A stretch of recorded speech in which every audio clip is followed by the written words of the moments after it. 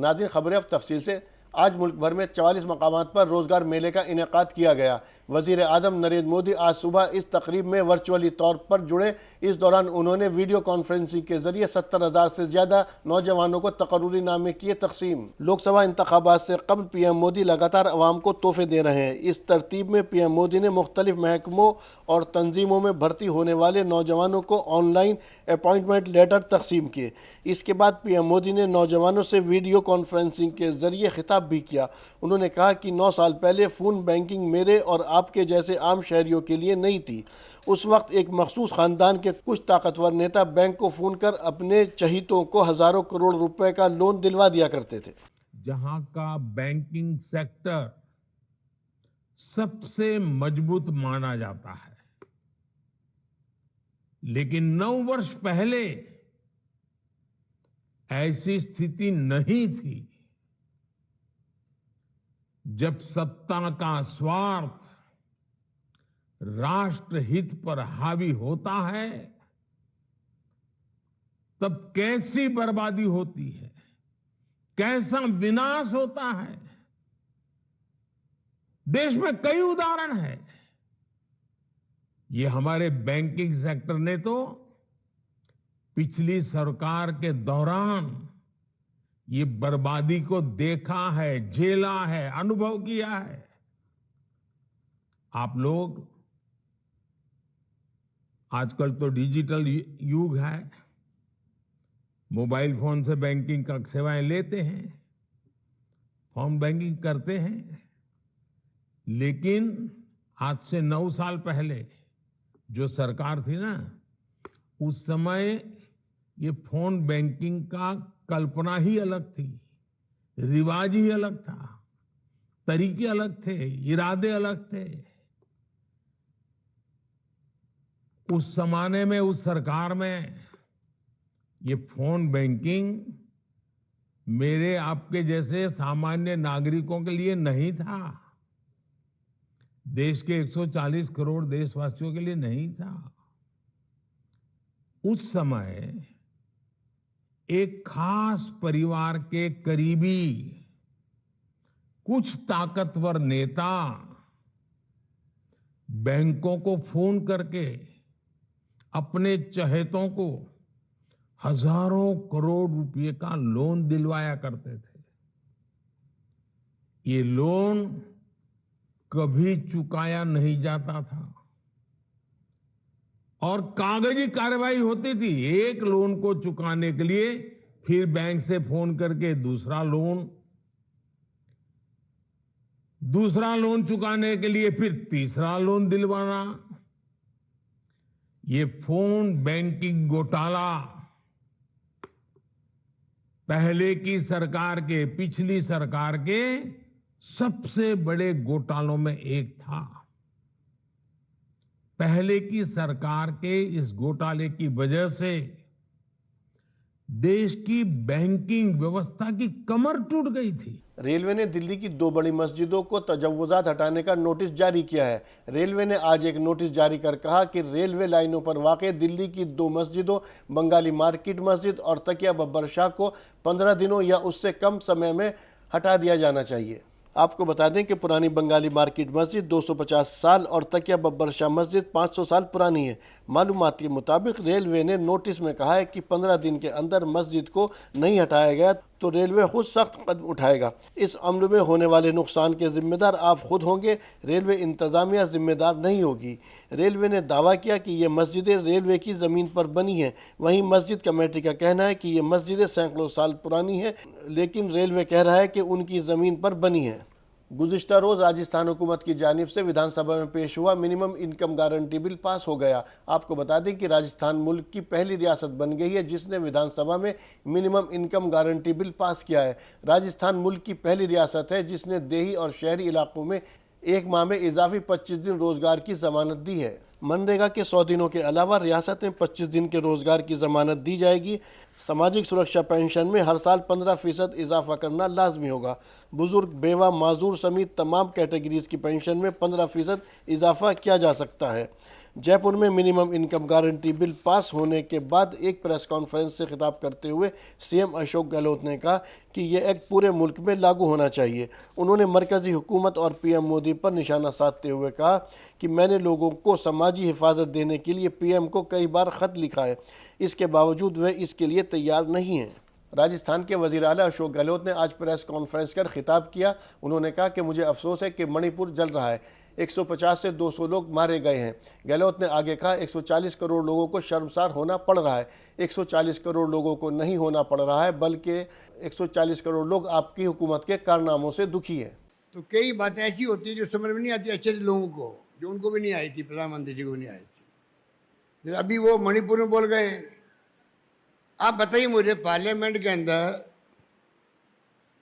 जा रहे हैं, 77 दिन हो गए, 77 दिन हो गए, उसके अंदर आपने ये सब नहीं बोला।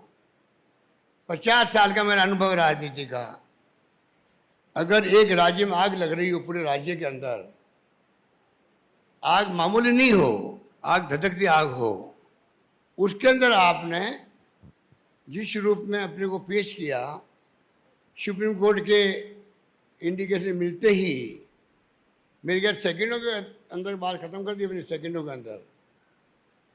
और मुझे अफसोस है कि कहाँ मणिपुर जल रहा है, कितने लोग मारे गए हैं, 150 लोग मारे गए, 200 मारे गए, 500 मारे, किसी को नहीं मालूम है, कोई 1000 लोगों की बात कर रहा है। वहाँ का मुख्यमंत्री कह रहा है कि आप तो एक रेप घटना की बात कर रहे हो, ऐसी 100 से अधिक घटनाएं हो चुकी है मेरे राज्य के अंदर, और पता नहीं अब आगे 1000 तो उन्होंने बताई, अब तो फिगर आ रहा है 3-4 हजार FIR लॉन्च हो चुकी है।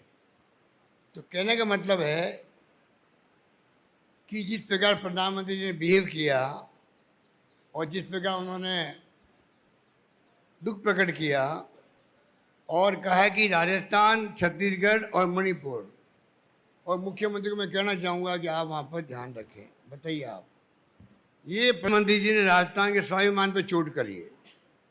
कहाँ तो मणिपुर है जहाँ पर क्या नहीं हो रहा है, वहाँ क्या नहीं हो रहा है, और वो कहते हैं 140 करोड़ जनता को शर्मसार होना पड़ रहा है।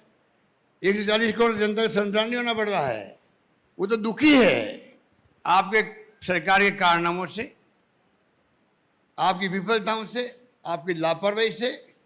एक बार गृह मंत्री जाके आ गए और तीसरी कर ली, जलते रहे, मरते गए, झोपड़े जल रही है, सब कुछ जल रहा है वहाँ पर। और जो रेप और जो घटनाएं जो आप देख रहे हो, क्या क्या नहीं हो रहा है, उनके बारे में आपने खाली चंद सेकंडों में अपनी बात खत्म कर दी। गुज़िश्ता जुमे के रोज़ निज़ामाबाद में तेलंगाना अकादमी फॉर स्किल एंड नॉलेज यानी टास्क की जानिब से एक मेगा जॉब मेले का इनेकाद किया गया। लोगों की तरफ से इस मेगा जॉब मेले को शानदार रेस्पॉन्स मिला। नए बनाए गए IT हब में नौकरियों को भरने के लिए मुनक्किद किए गए रोज़गार मेले में बड़ी तादाद में बेरोज़गार नौजवानों ने शिरकत की। आपको बता दें कि मेले का इफ्तिताह तेलंगाना की MLC के कविता, RTC चेयरमैन बाजी रेड्डी गोवर्धन और LLC गणेश गुप्ता ने किया। इस मौके पर खिताब करते हुए के कविता ने कहा कि निज़ामाबाद ज़िले में IT हब का क़याम एक बेहतरीन कदम था।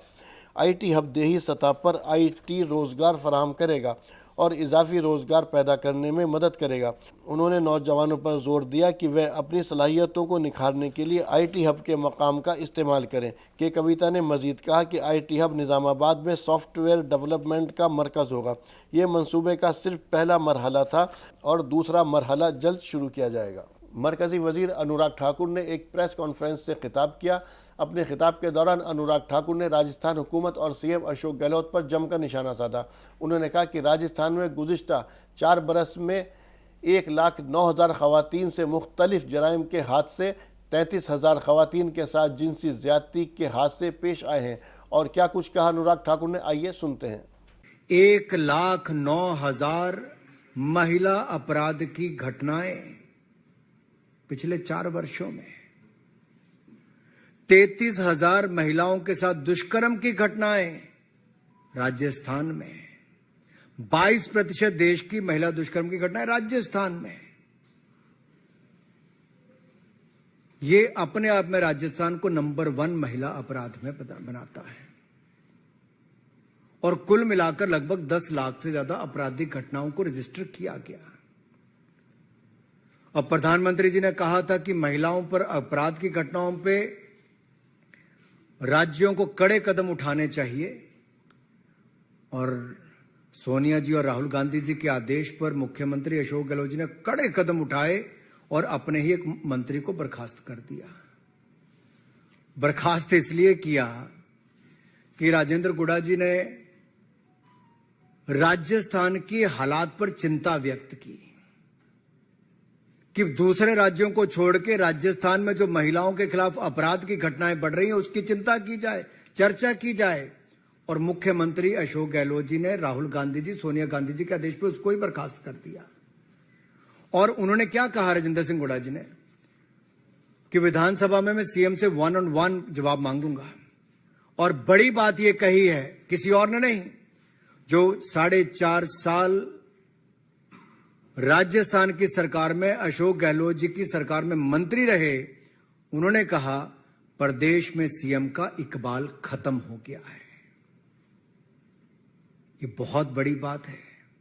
एक जो आपका मंत्री 4.5 साल आपके साथ रहा, उन्होंने कहा राजस्थान में अराजकता का माहौल है। सीएम विधानसभा में आते हैं ना जवाब देते हैं। और ये मैं नहीं कह रहा जी, ये राजस्थान में कांग्रेस के मंत्री ही अपने मुख्यमंत्री से सवाल खड़े करते हैं।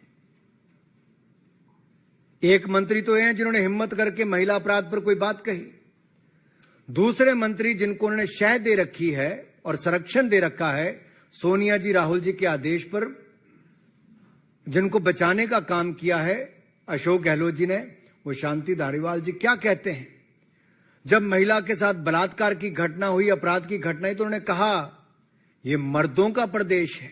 और पूरे कांग्रेसी ठहाका मार के हंसते हैं मंत्री और विधायक और मजाक उड़ाते हैं। सोनिया जी, प्रियंका जी, राहुल जी, इस पे कोई जवाब नहीं देगा क्या कांग्रेस पार्टी का? छत्तीसगढ़ में भूपेश बघेल की क़यादत वाली कांग्रेस हुकूमत गुज़िश्ता रोज़ रियासती विधानसभा के मानसून सेशन के आखिरी दिन बीजेपी की तरफ से लाए गए अविश्वास मत से बच गई। रियासती विधानसभा में 13 घंटे की बहस के बाद देर रात 1 बजे ध्वनि मत से अविश्वास प्रस्ताव गिर गया।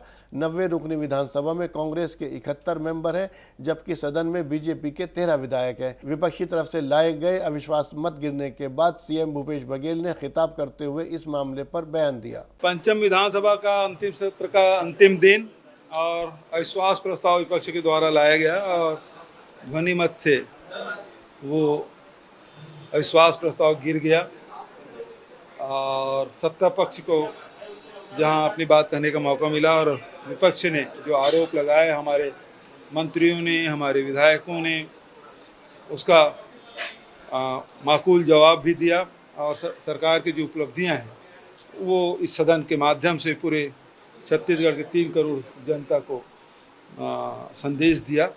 और 5 साल विधानसभा में बहुत सारे विधेयक, बहुत सारे बिल और बहुत सारे शासकीय संकल्प पारित हुए, जो एक नज़ीर बना है पंचम विधानसभा का।